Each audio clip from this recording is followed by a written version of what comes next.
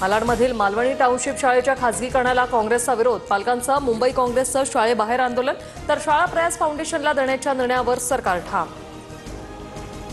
गणेशोत्सवात मुंबईकरांचा प्रवास सोयीस्कर। Mumbai metro line 2A Andheri पश्चिम दहिसर आणि लाईन 7 गुंदवली दहिसरवर गाड्या मध्यरात्रीपर्यंत धावणार। विशेष सेवा 27 ऑगस्ट ते 6 सप्टेंबर 11 दिवसांसाठी उपलब्ध असणार।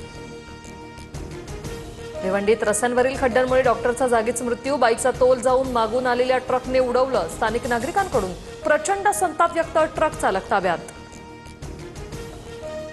जळगावात सोन्याच्या दरात 1100 रुपयांची वाढ। सोन्याचे दर जीएसटीसह 1,03,000 प्रति तोळा, तर चांदीसाठी प्रति किलो 1,20,500 रुपये मोजावे लागणार।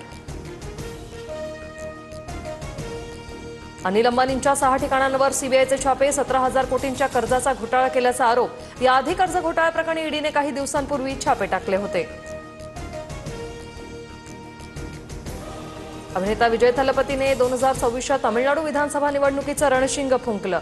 डीएमके आणि भाजपसोबत युती करणार नाही, विजय थलपतीकडून जाहीर। तामिळनाडूच्या मदुराईत विजयची मोठी जनसभा।